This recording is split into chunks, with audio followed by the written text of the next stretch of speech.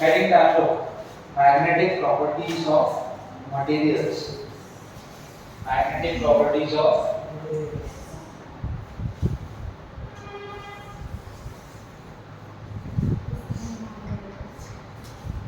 देखो हम क्या करेंगे अभी मैग्नेटिक प्रॉपर्टीज को पढ़ेंगे। अभी एक मटेरियल है, ठीक है, मटेरियल के बहुत सारे प्रॉपर्टीज होते हैं, उसकी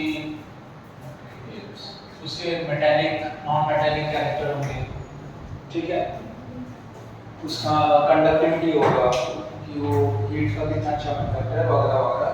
तो उसके कुछ मैग्नेटिक प्रॉपर्टीज भी होंगे। क्या होंगे?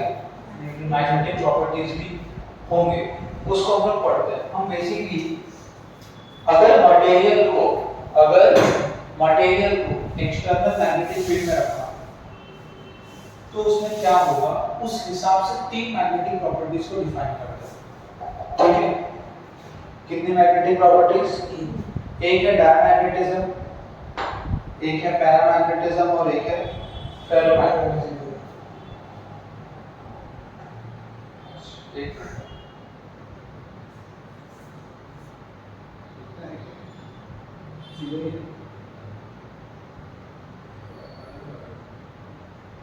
चलो पहला है डायमैग्नेटिज्म। पहला क्या है? आपके बुक में भी शायद वही दिया है। पहला है डायमैग्नेटिज्म। पहले मैं आपको पॉइंट्स लिखाते जाता हूं, ठीक है, मैं पॉइंट्स लिखाता और उसके बाद हम थोड़ा डिटेल में समझेंगे लेंस लॉ को यूज करके। अब लेंस लॉ है वो इंडक्शन चैप्टर में आएगा, ठीक है, इलेक्ट्रोमैग्नेटिक इंडक्शन, उसमें लेंस लॉ को डिटेल में समझेंगे। यहाँ पे मैं बेसिक बता दूंगा क्या होता है और यहाँ कैसे काम आता है वो आपको पता होना चाहिए, ठीक है। बाकी डिटेल में हम आगे पढ़ेंगे अगले चैप्टर में। डायमैग्नेटिक मटेरियल का जो पहला पॉइंट है या उसका पहला प्रॉपर्टी है कि एटम और molecules have paired electron in orbits. तो आपको लिखना है कि एटम और molecules have paired electrons in orbits। आपने ये पढ़ा होगा ऑर्बिट्स होते हैं, एक एटम के अंदर न्यूक्लियस होता है और फिर वहां पे ऑर्बिट्स होते हैं जिसमें इलेक्ट्रॉन घूमते हैं। हम ऑर्बिट्स में इलेक्ट्रॉन को फिल करते हैं पॉलीज एक्सक्लूजन प्रिंसिपल के हिसाब से। नाम सुना है तो पॉलीज एक्सक्लूजन प्रिंसिपल कहता है कि एक ऑर्बिट में कितने इलेक्ट्रॉन आएंगे? मैक्सिमम 2। अब इसमें क्या होगा, वो सारे पेयर्ड होंगे और उसका डायग्राम हम कुछ ऐसे बनाते हैं, ठीक है। वो दोनों क्या होंगे? वो सारे पेयर्ड होंगे, एक भी अनपेयर्ड नहीं होगा और ये दोनों ऑपोजिट स्पिन के होते हैं। कैसे होते हैं? Opposite spin. तो एक ऐसा घूम रहा है तो दूसरा ऐसा हो, तो इसका नेट डायपोल मोमेंट क्या हो जाएगा? 0। इसका नेट डायपोल मोमेंट क्या हो जाएगा? 0, ठीक है। अब दूसरा पॉइंट है these are repelled by magnetic field और magnets। डायमैग्नेटिज्म, अच्छा एक मिनट, डायमैग्नेटिज्म कौन से टाइप के मटेरियल में होता है? डायमैग्नेटिक मटेरियल, डायमैग्नेटिक मटेरियल, उसमें डायमैग्नेटिज्म होता है। These are repelled by magnets और magnetic field। These are repelled by magnet और magnetic field। इस पॉइंट को समझते हैं जरा, ऐसा कैसे हो रहा है और ये पे लेंस लॉ भी देखते हैं। देखो हो क्या रहा है कि सारे इलेक्ट्रॉन्स आपके कैसे हैं? पैर। तो बिना मैग्नेटिक फील्ड के तो नेट मैग्नेटिक डायपोल 0 है, क्योंकि आपका एक इलेक्ट्रॉन है मान लो, ठीक है। मान लो ये ऐसे जा रहा है, मतलब करंट ऐसे जा रहा है, ठीक है। अब अगर करंट ऐसे जा रहा है तो इसका डायपोल मोमेंट ऐसा होगा और एक दूसरा इलेक्ट्रॉन है वो ऐसे जा रहा है, मतलब करंट ऐसे जा रहा है। अब करंट ऐसे आ रहा है तो डाइपोल मोमेंट यहाँ होगा, बराबर। तो म्यू नेट क्या आया? 0। म्यू नेट क्या आया? 0। अब मैं इसको एक एक्सटर्नल मैग्नेटिक फील्ड में डाल देता हूँ। मान लो मैंने इसको एक एक्सटर्नल मैग्नेटिक फील्ड में डाल दिया, वापस से ड्रॉ करता हूँ।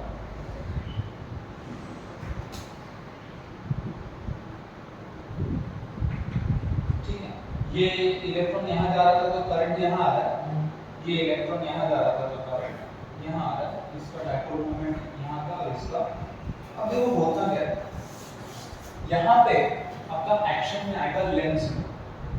कौन सा लॉ? Lenz law. इस तरीके Lenz law, LENZ,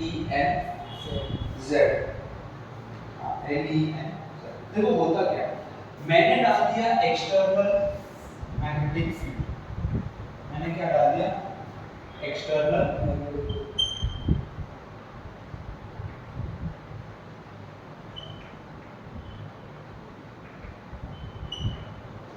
Lenz law में होता है ऑपोजिशन, विरोध। क्या होता है? विरोध। ऑपोजिशन होगा, ठीक है, विरोध होगा। होगा क्या, जैसे ही आपने एक्सटर्नल मैग्नेटिक फील्ड डाला, वो क्यों होता है, कैसे होता है, वो हम बाद में देखेंगे। लेंस लॉ ये कहता है कि ये अपोज करेगा, ये करंट क्या करेगा? अपोज करेगा। अब देखो ये इलेक्ट्रॉन घूम रहा है तो इसके पास खुद का भी एक मैग्नेटिक फील्ड है और उसका डायरेक्शन ऐसा मैग्नेटिक मोमेंट है, ऐसा दिखा है। मैग्नेटिक मोमेंट ऐसा मतलब ये नॉर्थ है और पीछे क्या है? साउथ। और इसका ये नॉर्थ और पीछे क्या है? साउथ। ठीक है, होगा क्या, ये सिस्टम जो है अपोज करेगा। अगर उसको इसका अपोज करना है तो उसको इस डायरेक्शन में एक खुद का मैग्नेटिक फील्ड देना पड़ेगा।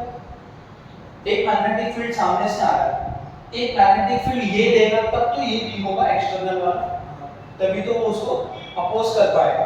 तो होगा क्या कि यहाँ पे एक नया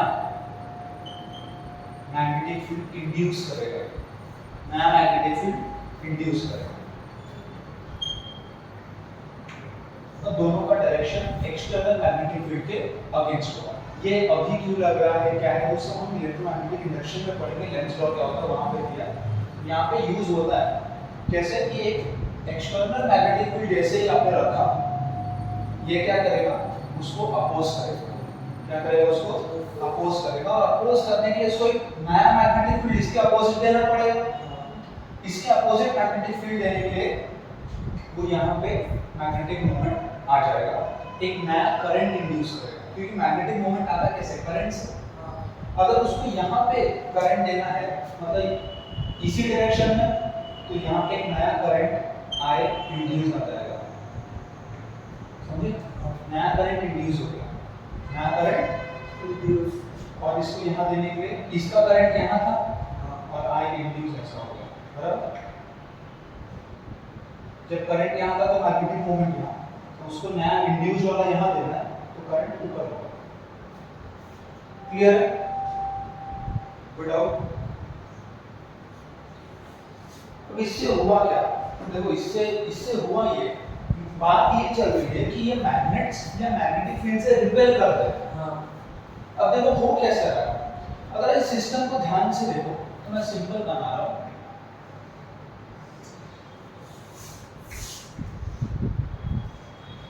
एक ऑर्बिट के अंदर 2 इलेक्ट्रॉन्स होते हैं ना, मैं एक ऑर्बिट ड्रॉ कर रहा हूँ, ऐसे बहुत सारे ऑर्बिट्स होंगे, ठीक है, तो मैं एक ड्रॉ कर रहा हूँ, अब बाकी के लिए सेम मान सकते हो। अब देखो होगा क्या, इसमें जो टोटल करंट है अब वो कितना है? I plus I induce. इसमें टोटल करंट कितना है? I plus I induce. I plus I induce. इसमें टोटल करंट कितना है? I plus I minus I induce. हाँ sir, I minus I induce. और ये इस तरफ है I minus I induce. I minus I induce. इसमें टोटल करंट है I प्लस आई इंड्यूस, इसमें करंट है I माइनस आई इंड्यूस। इसका जो मैग्नेटिक मोमेंट है वो म्यू प्लस म्यू डैश है। हाँ। क्या है? Mu plus mu dash. और इसका क्या है? Mu minus mu dash. Mu dash, mu minus mu dash. System, ये बड़ी वैल्यू है और ये तो नेट डायपोल मोमेंट इस तरफ आ गया, नेट डायपोल मोमेंट किस तरफ आ गया, इस तरफ दिख रहा है, क्योंकि मान लो ये 1 है, ये 4 है, ये 1 है, ये 4 है, ये 1, तो 4 + 1 5, 4 - 1 3, तो 5 इधर 3 इधर तो 2 इधर ना, मतलब हो क्या रहा है, बड़े में से छोटे को सब्ट्रैक्ट कर रहे हैं और ये बड़ा है तो डायरेक्शन भी यही मिलेगा उसको, मतलब कि जैसे ही आपने एक्सटर्नल मैग्नेटिक फील्ड दिया, जैसे आपने एक्सटर्नल मैग्नेटिक फील्ड जो म्यूनेट 0 था पहले म्यूनेट क्या था 0, अब आपके पास नया म्यूनेट है जो मैग्नेटिक फील्ड के अगेंस्ट, इसीलिए वो मैग्नेटिक फील्ड को रिपेल करेगा, समझे। पहले म्यूनेट क्या था 0, आपने बाहर से एक्सटर्नल मैग्नेटिक फील्ड दिया, जबरदस्ती उसके अंदर नया करंट इंड्यूस कराया लेंस लॉ से, क्योंकि लेंस लॉ कहता है कि मुझे अपोज करना, इसको अपोज करने के लिए नया करंट आया, वो नए करंट से आपको नया मैग्नेटिक मोमेंट मिला और जो नेट मैग्नेटिक मोमेंट नया वाला आया वो एक्सटर्नल मैग्नेटिक फील्ड के अपोजिट डायरेक्शन में है। क्लियर है? Yes sir. ये आपका सिस्टम ऐसा बन जाता है। अब देखो ये अपोजिट है तो रिपेल क्यों करेगा, मैग्नेटिक फील्ड यहां से यहां जा रहा होता है, नॉर्थ पोल यहां होगा और साउथ यहां होगा, यहां पे ना मैग्नेट के बाहर नॉर्थ टू साउथ जाता है, और अगर मैग्नेटिक मोमेंट यहां है मतलब इसका नॉर्थ इधर होगा तो साउथ इधर होगा, यस सर। तो ऑब्वियसली ये नॉर्थ और ये नॉर्थ रिपेल, मतलब ये नॉर्थ और ये साउथ अट्रैक्ट करेगा, हां, तो वो बेसिकली क्या कर रहा है मैग्नेटिक फील्ड से रिपेल, क्योंकि वो इधर जाना चाहेगा, उसका साउथ उसका नॉर्थ इधर है और उसका नॉर्थ इधर है, तो नॉर्थ और नॉर्थ नजदीक नहीं आएंगे, दूर आएंगे, इधर साउथ है तो इस तरफ जाएगा, ठीक है। Yes sir. इसलिए मैं बोलता हूं कि these are repelled by magnets और magnetic field।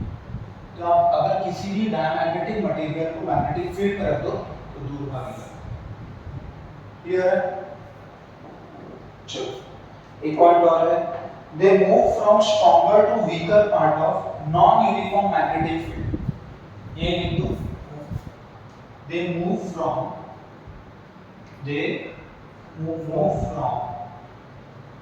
stronger to, कोई एक्सप्लेन कर सकता, weaker सेम ही चीज है, part of non-uniform magnetic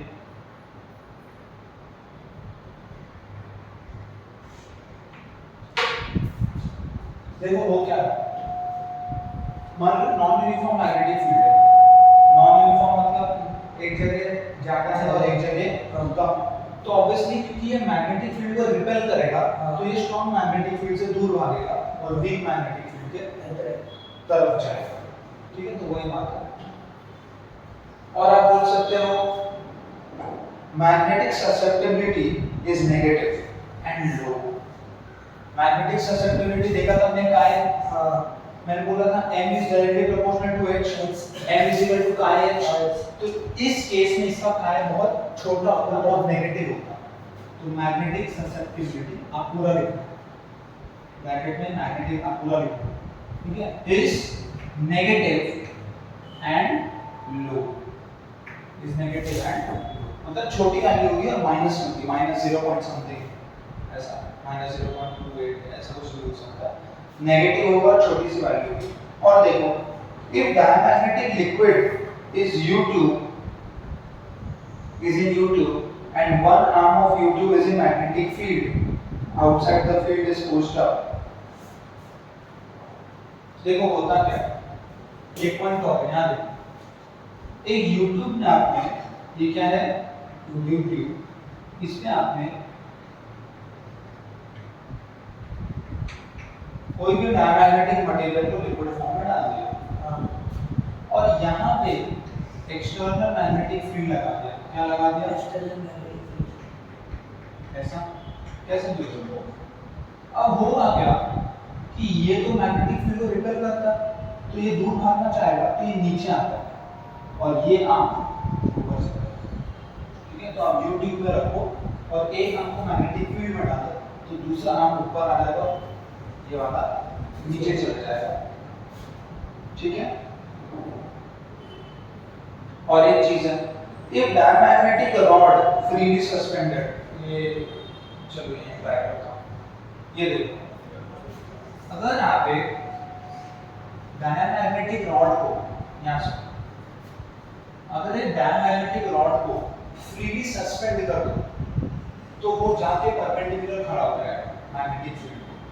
हम लोग ने देखा था कि जो मिनिमम पोटेंशियल एनर्जी होता है वो थीटा इक्वल टू 0 पे माइनस म्यू डी होता है। थीटा इक्वल टू 0 पे आप बोलोगे कि मिनिमम पोटेंशियल एनर्जी चाहिए, क्या चाहिए? उसके लिए थीटा 0 होना चाहिए। और थीटा क्या होता है? Angle between mu and B, angle between, लेकिन म्यू और बी इस केस में कभी भी एक डायरेक्शन में होना पॉसिबल नहीं है। इनफैक्ट वो एंटी पैरेलल है। क्या है वो? मतलब थीटा 180, मतलब मैक्सिमम पोटेंशियल एनर्जी। तो आप जब भी डालोगे वो किस में आ जाएगा? Maximum potential energy. तो सिस्टम अनस्टेबल हो जाता है क्योंकि कोई भी मिनिमम पोटेंशियल एनर्जी की तरफ जाना चाहता है। तो जब सिस्टम अनस्टेबल होगा तो पहला ऑप्शन तो आपके लिए पॉसिबल ही नहीं है। Theta is 0 degree, theta is 180 आपको चाहिए नहीं। आपके पास एक ही केस है जहां पे पोटेंशियल एनर्जी 0 हो जाएगा, वो है 90 डिग्री। तो वो अपने आप जाके 90 तक खड़ा हो जाता है। समझे? तो ये आप मान लो एक्सटर्नल मैग्नेटिक फील्ड है और आपने ऐसे कुछ एक डायमैग्नेटिक रॉड को रख दिया, ये नॉर्थ और ये, तो थोड़ी देर बाद वो अपने आप ऐसा आ जाएगा क्योंकि यहाँ पे थीटा क्या हो गया? 0। नहीं, यहाँ पे 90 हो गया और यहाँ पे u क्या हो गया? 0। माइनस म्यू क्रॉस b था ना? हाँ, वो क्या थे? वो थीटा 90 का cos 0 होता है, cos 0 था, डॉट था, क्या था? डॉट। माइनस म्यू भी cos थीटा था, अगर याद होगा तो। हाँ, माइनस म्यू भी cos थीटा, ठीक है। और एक इसके कुछ एग्जांपल्स भी होंगे, टेक्स्ट बुक में दिए।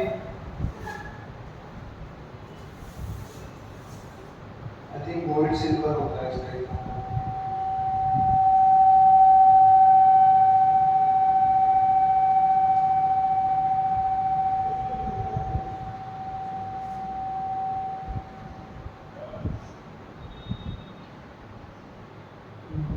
एग्जांपल दिया आपको,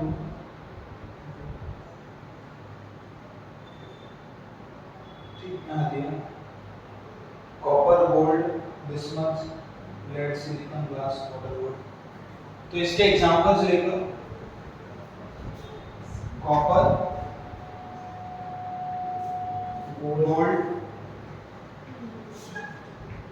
बिस्मथ, और क्या है?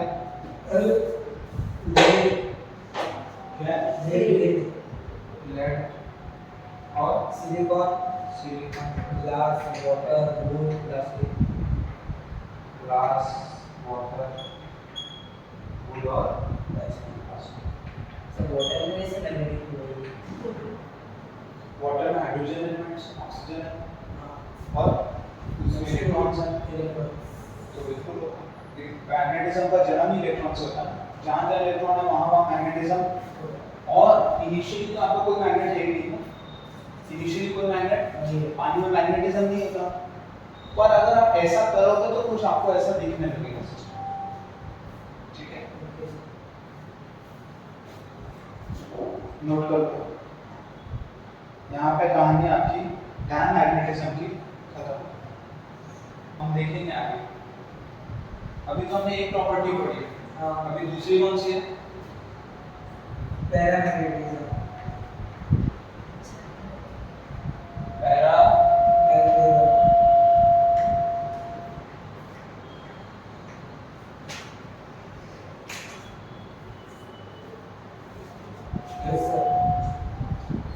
पैरामैग्नेटिज्म कौन से मटेरियल्स में होता है? Paramagnetic materials. Paramagnetic materials,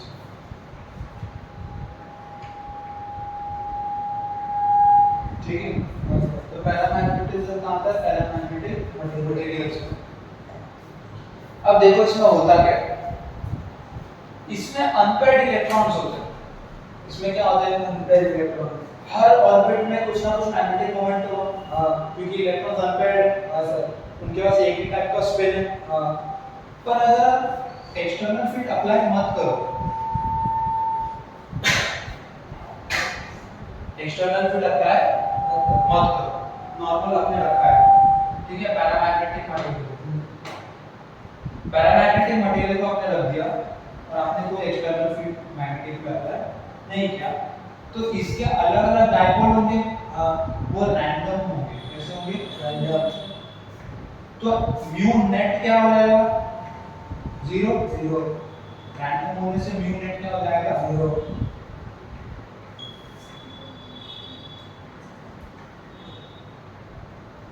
mu net हो गया जीरो, म्यू नेट क्या होगा, जीरो। अब मैंने इसमें मान लो एक्सटर्नल मैग्नेटिक फील्ड लगा दिया, क्या लगा दिया, एक्सटर्नल मैग्नेटिक, तो आपका जो सारे डायपोल्स है वो एक तरफ ओरिएंट हो जाएंगे, और आपका कुछ म्यू नेट आ जाएगा, वो इस तरफ हो। अब देखो इस बार मैग्नेटिक फील्ड और म्यू नेट सेम डायरेक्शन में, पिछली बार अपोजिट थे, तो पिछला वाला मैग्नेटिक फील्ड को रिपेल करता था, ये मैग्नेटिक फील्ड से अट्रैक्ट होता है, समझे, ये मैग्नेटिक फील्ड से अट्रैक्ट होता है, और ये वीक पार्ट से स्ट्रॉन्ग पार्ट में जाता है, वीक पार्ट से स्ट्रॉन्ग पार्ट में, ठीक है। इसके बाद आप एक एक पॉइंट नोट करना चालू करो, इतना लिख लो पहले, लिख लिया,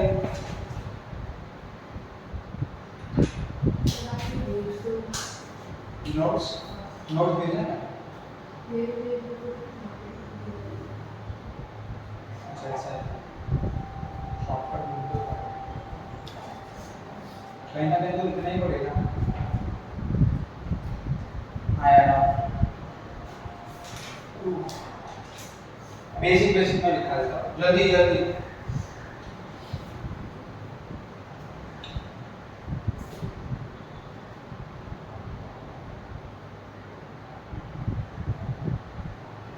आपको हेडिंग डालना है पैरामैग्नेटिज्म, ये लिखना है और ये दो डायग्राम बनाना है, बन गया। अब लिखो, इन एक्सटर्नल मैग्नेटिक फील्ड, इन एक्सटर्नल मैग्नेटिक फील्ड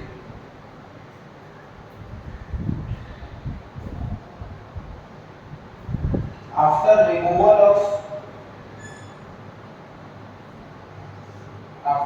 तो आप इन एक्सटर्नल मैग्नेटिक फील्ड का कॉमन लगा दो, after removal of magnetic field, external field, after removal of the external field,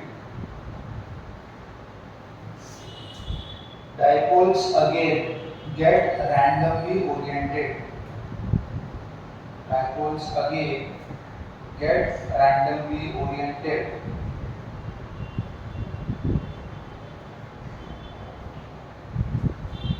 dipoles again get randomly oriented, and mu net becomes mu net equal to 0, and mu net equal to 0। मतलब कि अगर मैंने यहाँ से external magnetic field हटा दिया तो ये वापस से म्यू नेट क्या हो जाएगा, मतलब इससे परमानेंट मैग्नेट्स बना नहीं सकते, जब तक आपके पास इलेक्ट्रिसिटी है तब तक ये मैग्नेटिक रहेगा। अब इसका बहुत फायदा भी है, जैसे आपके क्रेन्स होते हैं, हेवी क्रेन्स होते हैं ना, उसमें यही मटेरियल होता है, जैसे आप स्विच ऑन करते हो तो मैग्नेट चालू हो जाता है, आपने क्रिश 3 देखा, उसमें लास्ट में जब वो स्विच ऑन करता है तो मैग्नेट से चिपक जाता है, और स्विच ऑफ करता है तो निकल जाता है, तो उसमें ऐसे होता है, पैरामैग्नेटिक मटेरियल्स होते हैं जो आपके हेवी क्रेन्स होते हैं ना, कार उठाने के लिए, ट्रक उठाने के लिए, वो इसी से बनते हैं। जैसे आपने उसमें करंट दिया वो मैग्नेट बना। प्रॉब्लम क्या, अगर वो परमानेंट मैग्नेट है तो दिक्कत हो जाएगी, क्योंकि बहुत बड़ा है ना, किसी को भी चिपका लेगा और कभी छोड़ेगा नहीं। इसीलिए ऐसे भी हमको बहुत ज़्यादा ज़रूरी होते हैं जो सिर्फ मैग्नेटिक फील्ड या करंट देने पर ही मैग्नेट बनेगा, तो ये भी बहुत काम की चीज़ है, ठीक है।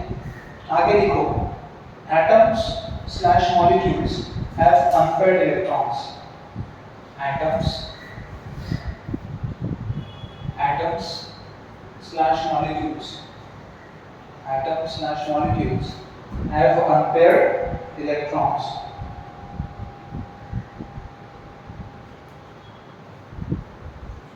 These are, next one, these are attracted by magnets or magnetic field. These are attracted by magnets or magnetic field. They move from weaker to stronger part. They move from weaker to stronger part of non-uniform magnetic field.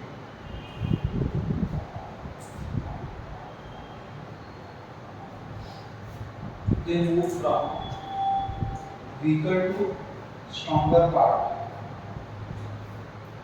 of non-uniform magnetic field. Magnetic susceptibility is positive and low. Chi, magnetic susceptibility is positive and low.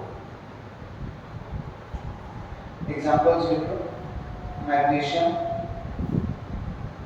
lithium. एक और element होता है टैंटेलम करके, ये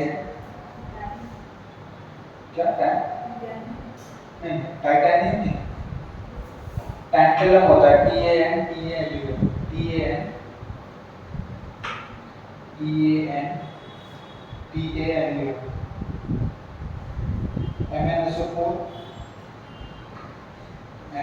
MnSO4 oxygen gas. ठीक है, ये glass point ले लो, ये वाला ट्यूब ड्रॉ करना, बस ये ऊपर जाएगा और ये नीचे, ये ऊपर जाएगा क्योंकि मैग्नेटिक फील्ड से अट्रैक्ट होता है, नीचे जाएगा। ठीक है, डायरेक्शन उल्टा करके ड्रॉ करो।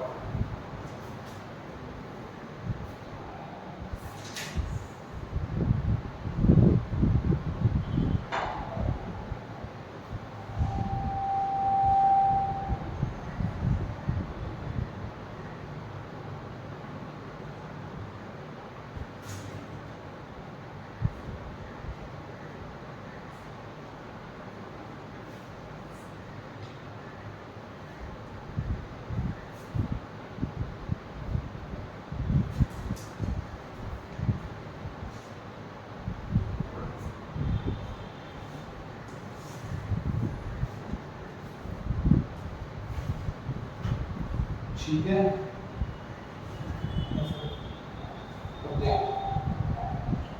अब क्यूरीज लॉ क्या आता है? क्यूरी ने पैरामैग्नेटिक मटेरियल्स पे कुछ एक्सपेरिमेंट किए टेम्परेचर को लेकर। किसको लेकर? देखो क्या किया उसने, देखो क्या किया उसने, वो क्या करता है,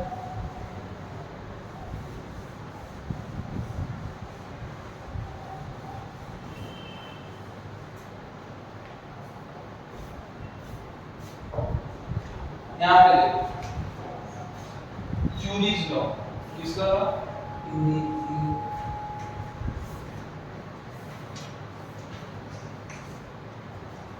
होगा क्या कि आपने मान लो यहाँ पे पैरामैग्नेटिक मटेरियल रख रहा है, उसको एक्सटर्नल मैग्नेटिक फील्ड के आपने उसको सोलेनॉइड में रख दिया। ठीक है, अब जो इसका बी है वो B naught plus B N होता है। बी नॉट सोलेनॉइड का था, बी नॉट क्या होता है? म्यू नॉट एन आई या म्यू नॉट एच, बराबर।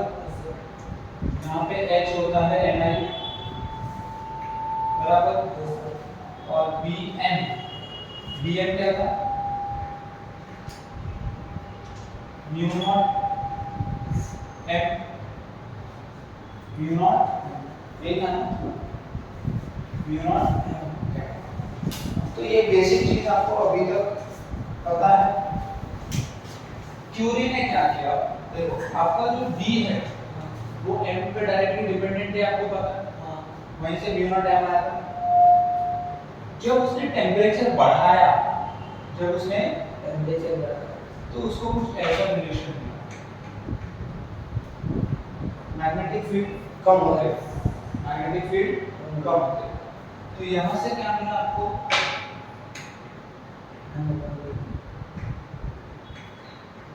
सी ये कांस्टेंट है, c क्या है,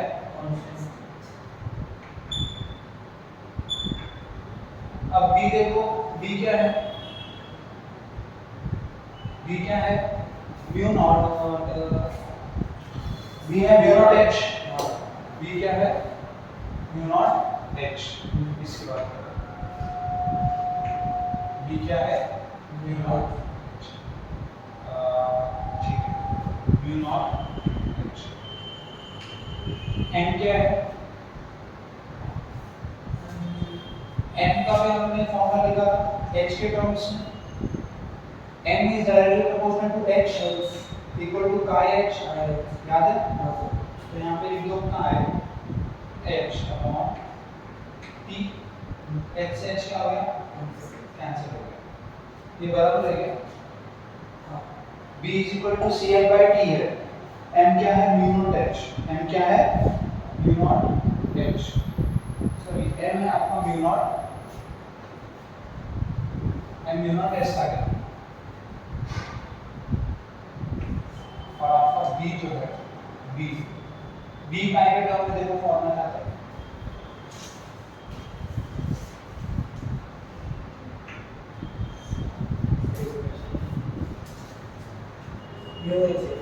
b म्यू h है, b क्या है, ये हम लोग म्यू h है कि काय है, अपन याद रखते हैं,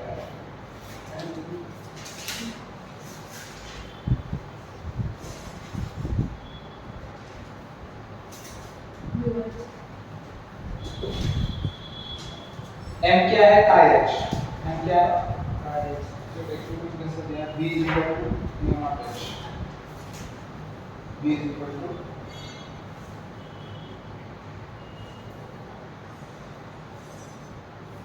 b म्यू नॉट h दिया है, हमने b को क्या दिया है, म्यू नॉट h बराबर m is c mu naught h by t, m क्या आएगा यहाँ से, इसको m भी रहने दो, इसको क्या रहने दो, m, तो यहाँ से m क्या आएगा, c, m क्या आएगा यहाँ से, mu naught t by c ना, mu naught c by t, m is c d by t, m is c,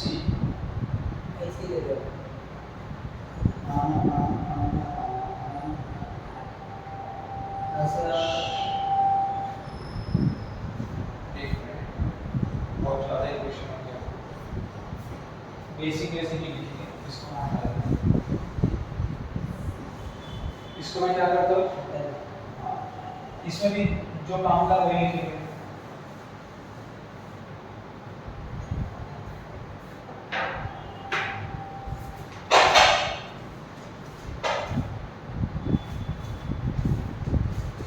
n है, सॉरी मैं b लिख रहा था, n is proportional to b और n is inversely proportional to, theory ने क्या देखा कि मैग्नेटाइजेशन टेम्परेचर से डिक्रीज होता है, अगर टेम्परेचर बढ़ रहा है तो मैग्नेटाइजेशन कम हो रहा है, तो m आ गया directly proportional to b by t और m is equal to c d by t, जहाँ पे c क्या है, कांस्टेंट, ठीक है, आपको b पता है, b क्या होता है, म्यू नॉट h, b क्या होता है, और m क्या होता है, chi h, नहीं chi क्या होता है, chi h होता है, दोनों पुट कर, chi h is equal to mu naught h into c upon t, h से h कैंसर, तो काय इज इनवर्सली प्रोपोर्शनल टू, ये आपका क्यू इज काय इनवर्सली प्रोपोर्शनल टू। तो क्यूरी ने देखा था कि अगर आप टेम्परेचर को बढ़ाओगे तो आपका मैग्नेटिक ससेप्टिबिलिटी कम होगा, ठीक है, इसको नोट करें।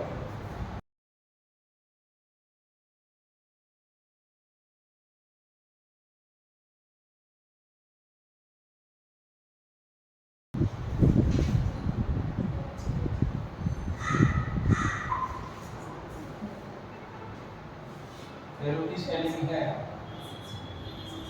E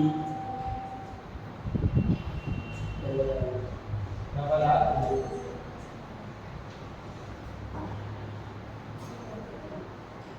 देखो फेरोमैग्नेटिज्म, फेरोमैग्नेटिज्म मतलब स्ट्रॉन्ग पैरामैग्नेटिज्म। फेरोमैग्नेटिज्म और पैरामैग्नेटिज्म के सारे प्रॉपर्टीज सेम है, बस ये स्ट्रॉन्गर वर्जन है उसका। मतलब वहां पे मैग्नेटिक ससेप्टिबिलिटी पॉजिटिव था, यहाँ पे भी पॉजिटिव है, वहां पे लो था, यहाँ पे हाई होगा, वहां पे लो था, यहाँ पे हाई होगा, ठीक है। बस और एक चीज होती, ये डोमेन में आ जाता है, इसमें क्या होता है, डोमेन स्ट्रक्चर। इसमें क्या होता है, आपका जो मटेरियल है उसका म्यू नेट तो जीरो ही है, उसका म्यू नेट क्या है, लेकिन देखो यहाँ पे जीरो कैसे आया, हर इलेक्ट्रॉन का अपना अपना कोई ना कोई डायरेक्शन था, म्यू नेट क्या होगा, जीरो। पर फेरोमैग्नेटिक मटेरियल में ऐसा नहीं होता, फेरोमैग्नेटिक मटेरियल में डोमेन बनता है, क्या बनता है, रैंडम डोमेन बन जाएंगे आपके, ठीक है।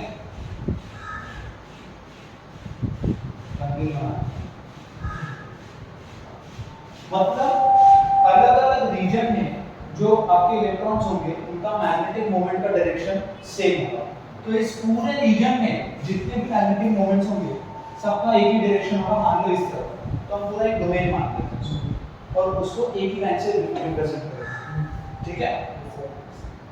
सब रैंडमली ओरिएंटेड है, तो डोमेन स्ट्रक्चर मतलब यहाँ के सारे मैग्नेटिक मोमेंट्स का डायरेक्शन एक है, ये वाला, तो उसको मैंने एक डोमेन मान लिया, इसको मैंने एक दूसरा डोमेन मान लिया, ठीक है। नेट अभी भी क्या है, जीरो, नेट क्या है, जीरो। ये डोमेन सब आपस में एक दूसरे को काट देंगे, ठीक है। होगा क्या, जैसे आपने इसमें म्यू नेट लगाया, ये सब एक साथ ओरिएंट हो जाएंगे, ये सब डोमेन है, लेकिन सबका डायरेक्शन क्या हो जाएगा, सेम, और आपके पास एक म्यू नेट आ जाएगा, ठीक है। ये नोट डाउन कर, फिर मैं दिखाता हूँ सीरीज इसका।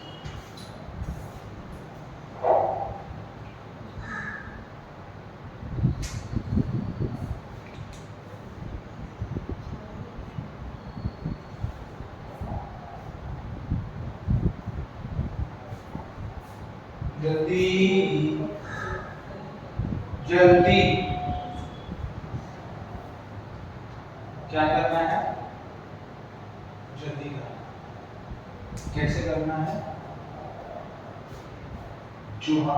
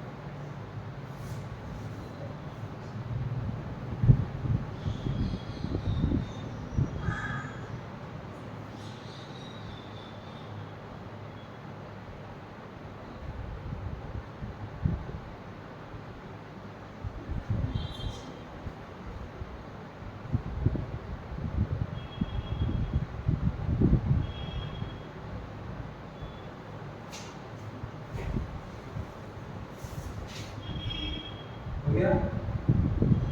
देखो अब इसमें एक चीज और है, जब मैं इसका एक्सटर्नल मैग्नेटिक फील्ड हटा दूं, इसमें एक चीज और है, जब मैं इसका एक्सटर्नल मैग्नेटिक फील्ड हटा दूं तो होगा क्या कि ये वापस ऐसा हो जाना चाहिए, पर क्योंकि ये पूरा का पूरा डोमेन है ना, ये पूरा ऐसा नहीं हो पाता, बहुत मुश्किल है इसको वापस से रैंडमली ओरिएंट होना। तो आपका न्यू नेट वापस से जीरो नहीं होगा, कुछ ना कुछ न्यू रहेगा। ऑब्वियसली इससे कम होगा, अपने मैग्नेटिक फील्ड हटा दिया तो ये थोड़ा सा डिसोरिएंट होगा, मैग्नेटिक फील्ड ये न्यू नेट थोड़ा सा कम होगा, लेकिन जीरो नहीं होगा। इसके लिए परमानेंट मैग्नेट्स में काम करता है। अब आपने क्या बना दिया, परमानेंट मैग्नेट। सिर्फ आपको एक बार मैग्नेटिक फील्ड देना था, उससे मैग्नेट बन गया, तो आपने मैग्नेटिक फील्ड हटा भी लिया तो भी वो परमानेंट मैग्नेट बन गया। जो आपके मैग्नेट्स होते हैं वो फेरोमैग्नेटिक मटेरियल से, ठीक है। तो यही है, जल्दी से लिखो इसका theory. Atoms, molecules have unpaired electrons, same as paramagnetic.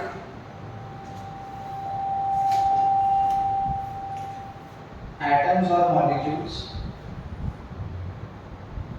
have unpaired electrons. Atoms or molecules have unpaired electrons.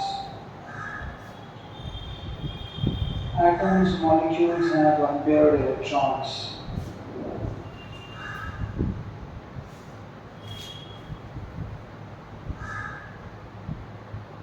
Atoms or molecules have unpaired electrons, same as paramagnetic, but magnetic properties are very strong.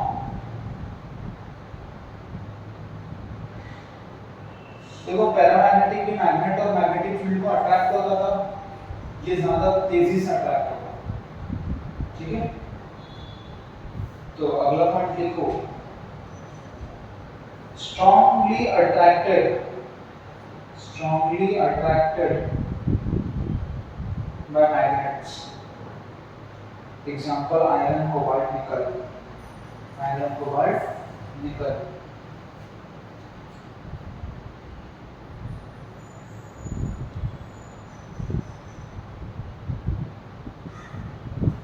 आगे लिखो, shows domain structure.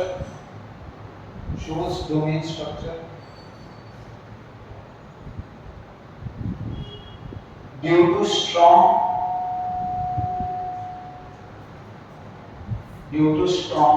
exchange interaction,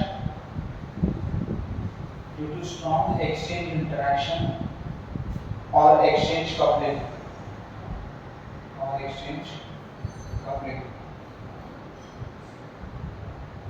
domain size coupling, COUPLING,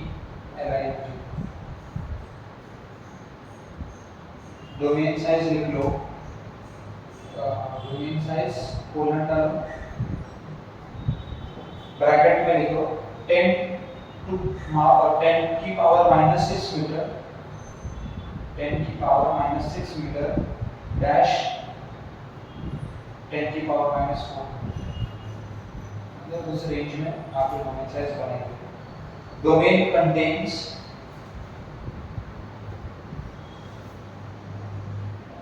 10 to power 10 से लेकर 10 to power 17 atoms, ठीक है। देखो domain size बहुत छोटा है बट उसके अंदर नंबर ऑफ एटम्स बहुत ज्यादा, ठीक है।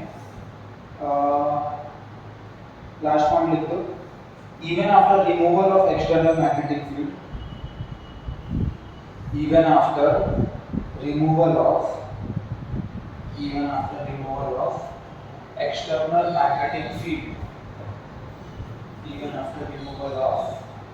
external magnetic field, domain in boundaries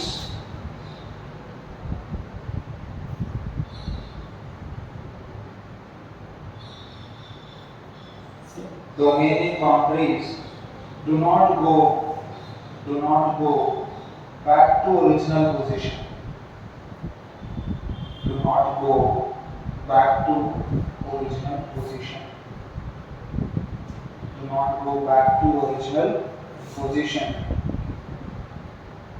And mu net not equal to 0 and mu naught not equal to 0. Hence ferromagnetic materials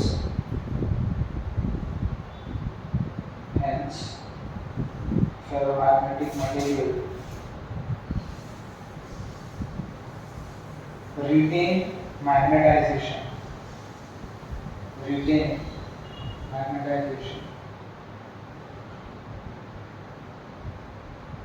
and are used to prepare permanent magnets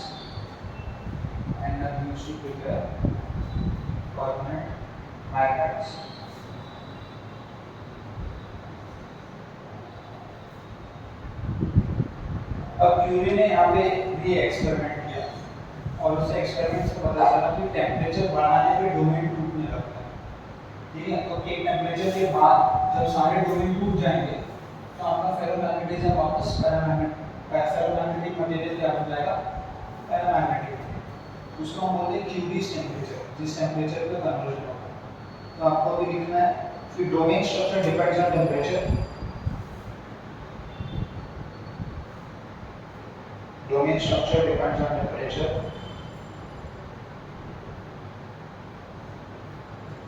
domain structure depends on temperature. High temperature gives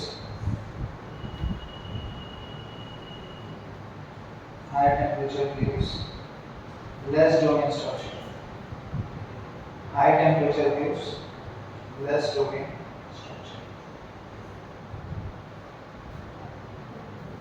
ठीक है, यहाँ पे आता है curies temperature का concept. देखो छोटा सा ये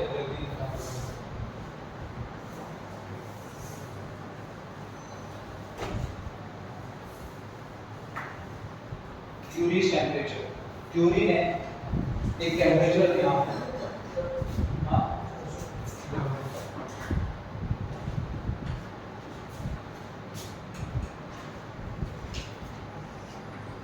क्यूरीज टेम्परेचर, जिसको मैं TC बोलता हूँ। क्या बोलता हूँ? TC।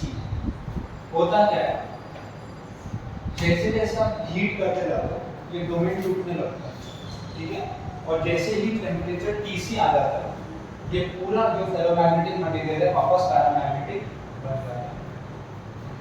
तो उसके बाद जो आपका नया ससेप्टिबिलिटी होगा, ठीक है, ससेप्टिबिलिटी चेंज होगा, बड़े से छोटा होगा, वो हो जाएगा C/T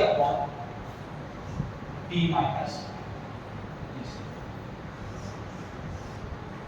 ठीक है, अगर इसका ग्राफ देखो,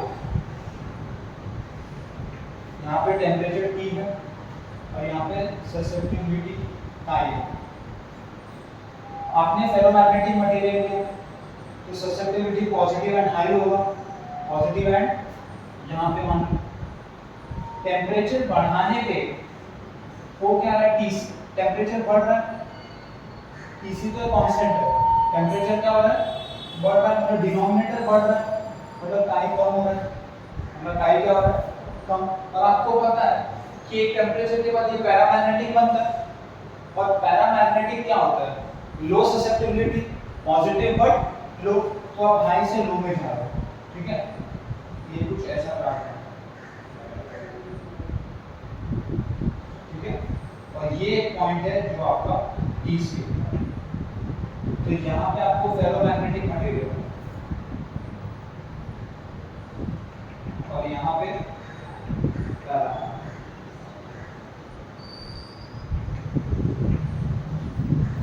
ठीक है, बस इसको नोट करो।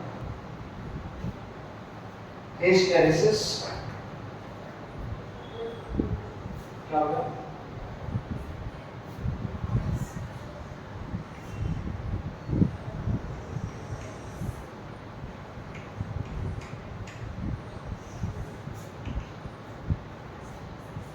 आपने मान लो फेरोमैग्नेटिक मटेरियल लिया, क्या लिया, फेरोमैग्नेटिक मटेरियल। अब ये मान लो फेरोमैग्नेटिक मटेरियल है, ठीक है, तो इसमें कुछ डोमेन्स होंगे, बराबर, डोमेन तो आपने क्या किया, आपको एक एक्सटर्नल मैग्नेटिक फील्ड देना है, आपको क्या देना है, एक्सटर्नल मैग्नेटिक फील्ड। तो आपने एक सोलेनॉइड लगा दिया, ये आपका हिस्टेरेसिस टॉपिक है। इसमें होता क्या है कि आपने एक फेरोमैग्नेटिक मटेरियल लिया, इसमें डोमेन्स होंगे, तो आपने क्या किया है, सोलेनॉइड लगा दिया।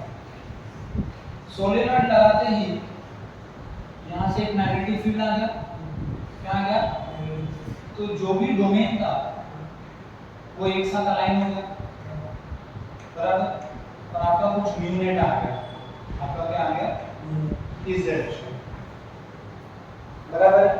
अब हमको कुछ फॉर्मूलास पता है, उसी को हमने रीराइट किया। B क्या होता है, mu naught H plus M, B क्या होता है, mu naught H plus M। यहाँ पे H क्या है, मैग्नेटाइजिंग फील्ड Ni, और M क्या है, मैग्नेटाइजेशन, बराबर। तो H क्या आया यहाँ से,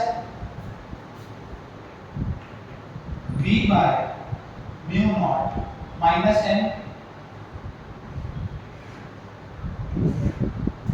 ये म्यू नॉट यहाँ है और M वहाँ जाएगा, तो V क्या आया, H क्या आया, M माइनस आएगा,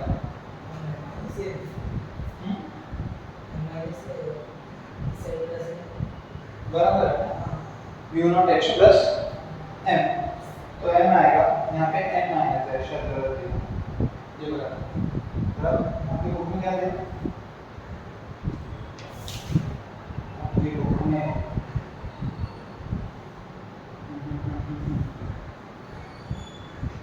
ठीक है, नहीं दिया, कोई बात नहीं। अब आपको समझना पड़ेगा कि H और M क्या है, H क्या है, Ni, H क्या है, और M क्या है, chi H, M क्या है, phi H, मैग्नेटाइजेशन। हमने ग्राफ ड्रॉ किया, क्या किया, और यहाँ पे H रखा, और यहाँ पे क्या रखा, B, यहाँ पे क्या रखा, B, एक तरफ B रखा और एक तरफ H। क्यों, देखो H क्या है, Ni, मतलब सोलेनॉइड, सोलेनॉइड से जितना ज्यादा करंट जाएगा उतना आपका B आएगा, उतना आपका क्या आएगा, B, जितना ज्यादा B आएगा उतना आपका फेरोमैग्नेटिक मटेरियल अलाइन होगा, बराबर। अब इसका देखो बिहेवियर देखो, जब H 0 था, मतलब सोलेनॉइड नहीं था, तो उसमें कोई म्यू नहीं था, B 0, बराबर। अब देखो हुआ, ये बढ़ने लगा, आपने H बढ़ाते गए, आप क्या करते गए, तो मैग्नेटिक फील्ड भी बढ़ते गए, म्यू बढ़ रहा है ना, म्यू बढ़ रहा तो मैग्नेटिक फील्ड भी बढ़ रहा है। एक पॉइंट आया जब सारे डोमेन अलाइन हो गए, सारे डोमेन क्या हो गए, अब कितना भी करंट पास कर दो कुछ बदलने वाला, तो ये यहाँ पे एक सैचुरेशन पॉइंट आ जाता है, क्या रहता है, इसको हम बोलते हैं सैचुरेशन पॉइंट, सैचुरेशन क्या बोलते हैं, सैचुरेशन पॉइंट, बराबर है। अब B बढ़ने वाला, H इतना भी बढ़ा दो, अब देखो होगा क्या, अब आपने H हटा दिया, तो आपने H या इसमें से करंट आप कम करने लग गए, ये देखो जब आप करंट कम करने लग गए तो ये नीचे आने लगा, क्योंकि ये फेरोमैग्नेटिक है, तो जब H 0 भी हुआ तो भी आपका पूरा B 0 होने वाला, क्योंकि ये कुछ रिटेन करेगा ना, ये वापस पूरा डोमेन डिसोरिएंट नहीं होगा, तो हम इसको बोलते हैं रिटेंशन, क्या बोलते हैं, रिटेंटिविटी, क्या बोलते हैं, रिटेंटिविटी।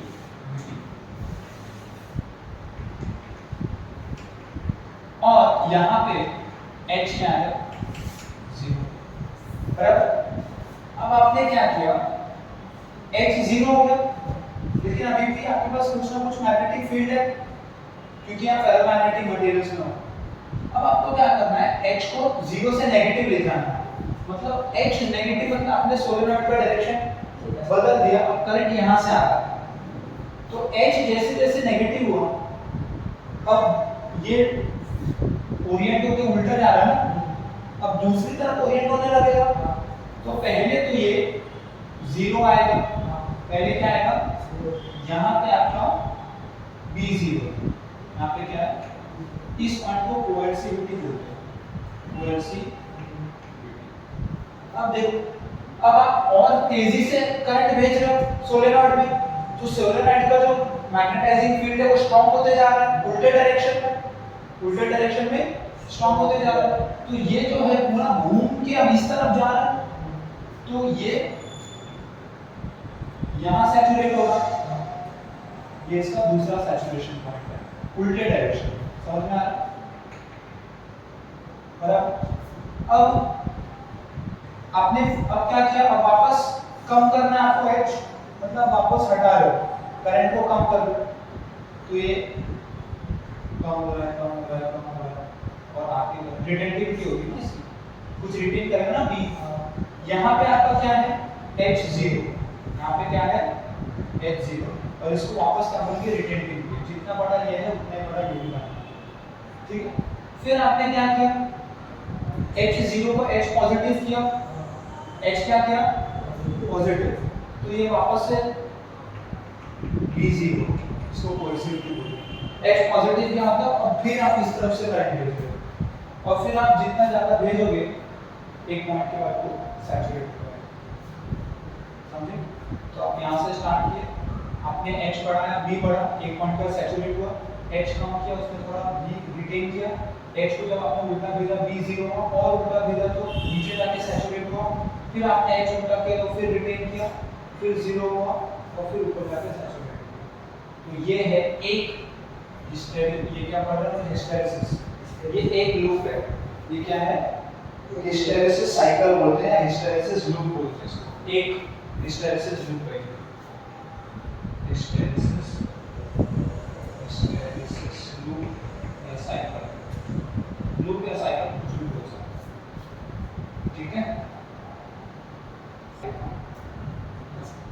देखो आता है कॉन्सेप्ट इलेक्ट्रोमैग्नेट का, किसका, इलेक्ट्रोमैग्नेट,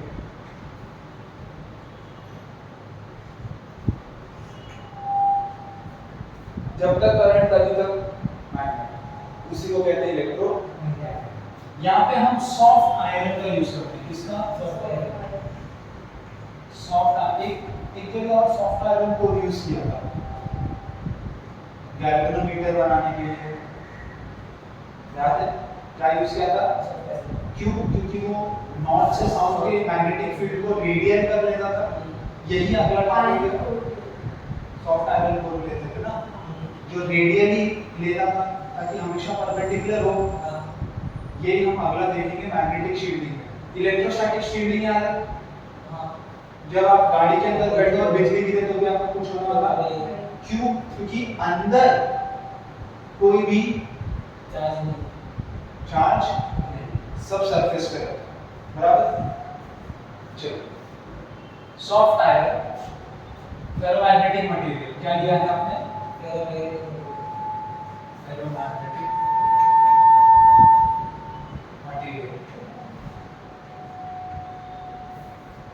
इसका ससेप्टिबिलिटी हाई होता है, प्राय कितना होता है, very high, I think greater than 1000 होता है ना, greater than, sorry permeability not susceptibility, permeability new था, राइट, न्यू था परमियाबिलिटी ग्रेटर देन 1000, और इसका रिटेंटिविटी लो होता है, रिटेंटिविटी, क्यों रिटेंटिविटी लो है,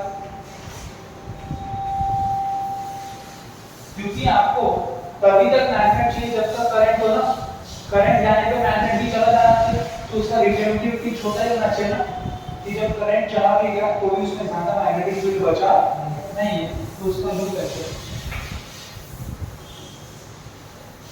समझे, छोटा सा रिटेंटिविटी। इसके बाद एक और चीज है, परमानेंट मैग्नेट्स। अच्छा ये कहाँ आता है इलेक्ट्रोमैग्नेट, लाउड स्पीकर्स में, देखो लाउड स्पीकर जब चालू होता है वो भी मैग्नेट का काम करता है। लाउड स्पीकर्स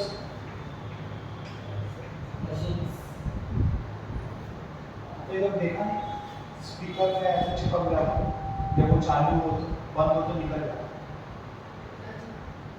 कोई भी मेटालिक चीज हो, हाँ मैग्नेट से जब क्या चिपकेगा, अगर रिंग जाके रखो तो चिपक जाता है, नहीं देखा लाउड स्पीकर्स में होता है, ठीक है। और किसमें होता है? ये हेवी क्रेन्स में यूज होता है। हाँ, हेवी क्रेन्स तभी तक आपको मैग्नेट चाहिए जब तक उसमें करंट है, ठीक है।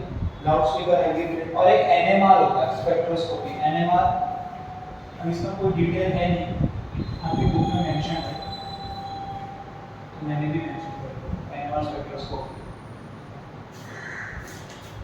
ठीक है।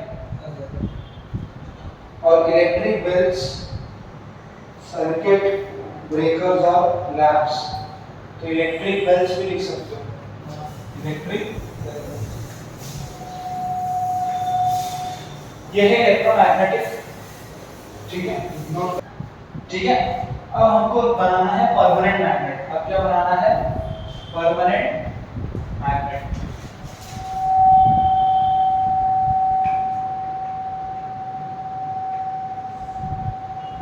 क्या बनाना है हमको? Permanent magnet. यहाँ पे हार्ड आयन यूज होगा, क्या यूज होगा? और इसका रिटेंटिव भी हाई होगा। इसके म्यू पे कुछ स्टूडेंट ने कमेंट किया है, म्यू ज्यादा होगा कम होगा? लास्ट वाला वो सेम है, ठीक है। इसका रिटेंटिविटी ज्यादा होगा तो ये ऐसा होगा, बराबर। रिटेंटिविटी इसको हटा देना, बस इतना ही नोट कर।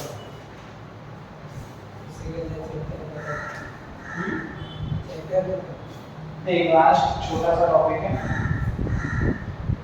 Magnetic shielding. अच्छा सुन लो यार, मैग्नेटिक शील्डिंग देखो होता क्या है।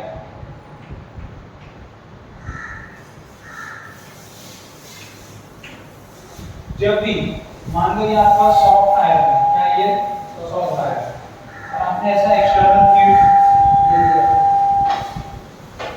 दे दिया, वो ऐसा हो जाएगा।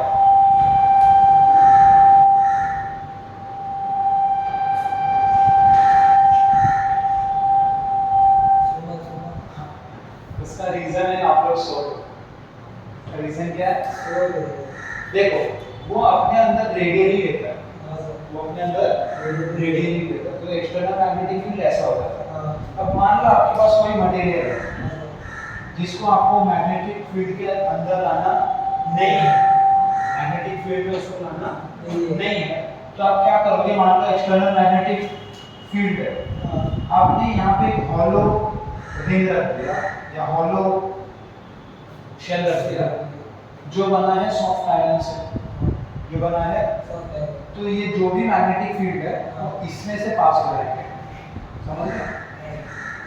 वो अंदर से पास होने वाले नहीं, इसी को बोलते हैं मैग्नेटिक शील्ड, ठीक है। सॉफ्ट फेरोमैग्नेटिक मटेरियल से बनता है। ये मटेरियल कौन सा है? सॉफ्ट फेरोमैग्नेटिक मटेरियल, जिससे इलेक्ट्रोमैग्नेट भी बनता है। तो मैग्नेटिक मटेरियल इतना ही, ठीक है। आसान चैप्टर था, छोटा सा चैप्टर था। कल चैप्टर नंबर 2। Thank you.